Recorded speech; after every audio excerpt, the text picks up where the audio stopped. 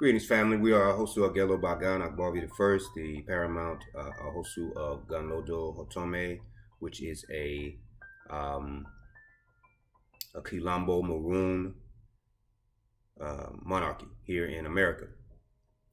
And we had this thought on our head for a few days, and we thought we'd share this. Some people in studying the language, they have run into this, but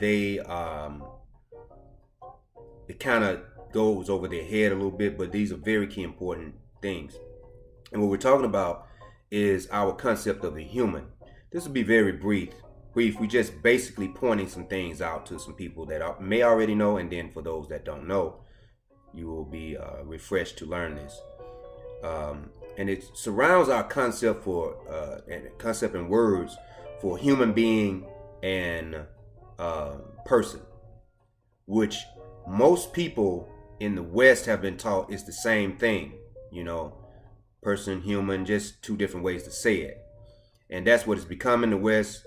But for us in African culture, we will be using examples from the Bantu language, and Fon and Yoruba just as brief examples. We will see that our concept and view of this is very, very, very different. And we may as well start with a definition out of Webster's. Everybody talks about Webster's, and you look at human in here, right? This is the Western concept, of course. Right here, number one, it says, number one, of relating to a characteristic of humans. When you're a culturalist society as theirs, I guess, you could be vague like that. Consisting of humans is number two. 3, having human form or attributes. Susceptible or representative of the sympathies and frailties of human nature. And in this second definition of human, because that was all under number one, the second definition is a bipedal primate mammal. Then they have man. Then for human being, they have human. So these are, unfortunately, the concepts that we have been pigeonholed with, whether we are in non-African traditions and African traditions. Let's start with, we have a book called New African Vodun, Volume 2, from Kintu to Muntu, right? And a lot of people kind of wonder what that means. Some have bought the book and they found out. Some don't buy the book, probably because they're like, what is that? In Key Congo, Key meaning language, Congo of the Congo, Key in Bantu it means language. So that's when when someone says Key Swahili, they're talking about Swahili language. But in Key Congo, the word Kintu is used for a person who is not evolved, and more than likely is not evolving, not intending to evolve. That is the Kintu. They often, in the spiritual science of the Congo, Ba-Congo meaning people, persons of Congo, they often refer to these people as something animated, not necessarily human. Muntu is a divine being, or one who is on the divine path. And not just in a spiritual way, but one who takes responsibility for a family, community, and nation. One who has respect for protocol and culture, respect for the queens, the kings, the chiefs, those that have earned that respect. That is a Muntu, in short. A Muntu is an upright person. You might be in the community, let's say we're using our language, and you say, somebody acting a fool, or just wilding out, or just lost, like, oh look, that's Kintu, Then you see this brother or sister cleaning up trash in the neighborhood that they didn't even put down there. That's a muntu. You know, that is one at least trying to be muntu. So we have the same concept in the Yoruba language. Ede Yoruba, Ede meaning language, Yoruba the people. But between the words Ani and Aniyan. A lot of people think Ani is and Aniyan are the same thing, but there's a reason one is Ani and one is Aniyan. Ani is very similar to Kintu. It is a person, something animated, not necessarily one who is elevated. Aniyan is said to be the authentic human being in the Odu Ifa, in the sacred teachings. In fact, they call him Sotito Aniyan, which is the truthful, divine human being. So there it is also in the Yoruba language between Ani and Aniyan, very similar it is to Kintu versus Muntu. And then we have finally in the phone language, Me, M-E, versus Be-ta. Two different words. They don't mean the same. Me, just like Ani and Kintu, is a person, animated. You know, something. And when we say animated, it has ashe, but they may not necessarily be on a divine path. You know, they're just walking around. There are many, sad to say, the majority are Ani and Kintu and Me. Be-ta, that word literally means agent of life. Be meaning life. Be also means, or it's part of the word that means the universe. So, like we have Besu, you know, Besu is the divine law of the universe, of all the worlds, coming directly from Maulisa. So a Be-ta is one who is an agent of life, one who creates for the positive. They create life.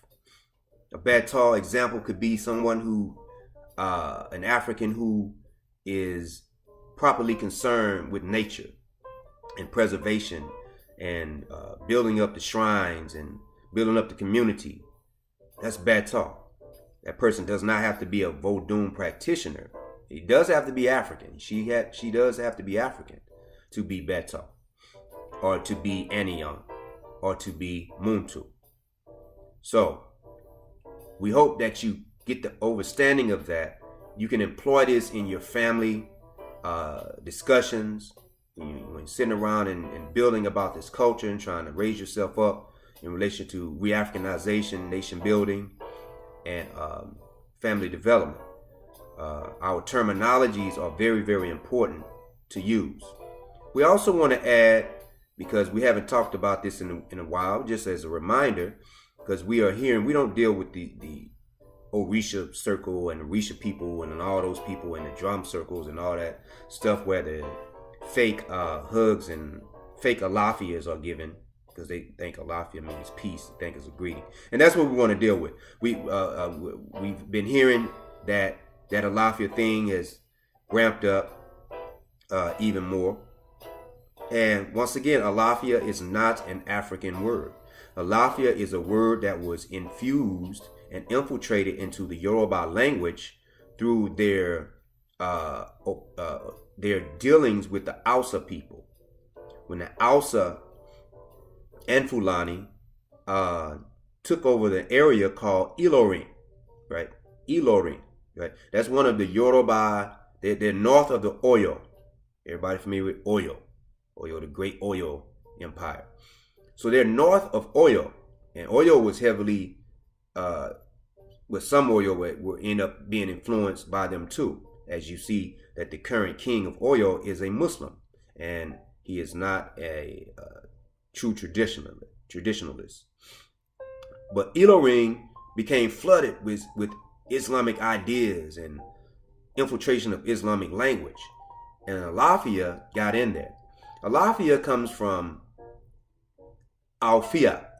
It comes from Afia, right? From the Hausa, and they got it from the Arabs. Yes, they're Arab masters who pronounce it Alfia. Al in Arabic, it means the, right? Like they'll say Al Quran, the Quran, right? So Alfia is the health. Now let's go back to so if you're stuck on using a non-African word, let's say we're saying that in English, and you walk up to somebody, you're saying Alafia means peace. You're saying Alafia means a greeting. Just imagine walking up to another new African saying the health. They're going to look at you like you lost your mind, right? So that's really what you're saying when you're saying Alafia, breaking down to Al-Afia. And it's Arabic, and it's not African on top of that. One last thing we want to say about that is the vibration that you're putting in the air when you greet somebody with a non-African greeting. You know, it's bad enough we're speaking non-African languages right now. That's bad enough. But we have to use this language because we're speaking to people. Majority of people, they wouldn't know what we're talking about. We're speaking in Yoruba, so we want to be plainly heard.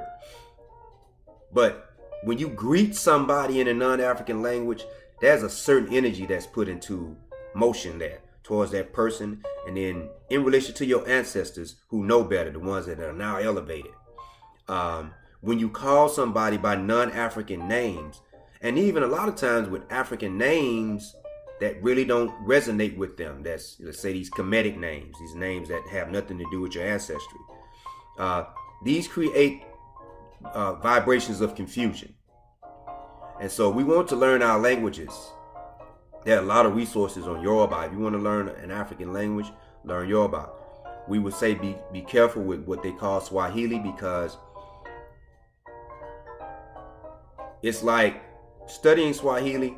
If you want to speak a straight up African language, it's like eating fish with a lot of bones in it. You got to pick out all the meat, meaning that you got to pick out all the Portuguese and the Arabic words.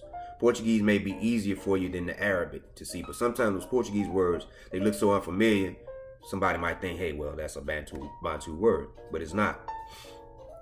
So phone, it's kind of hard to learn in that a lot of people are not speaking phone, and we were trying to do something about that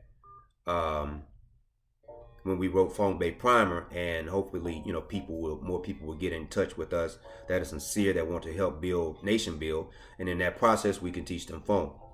But there are many Yoruba sources out there. There are Igbo sources out there. Just learn an African language. Learn how to communicate.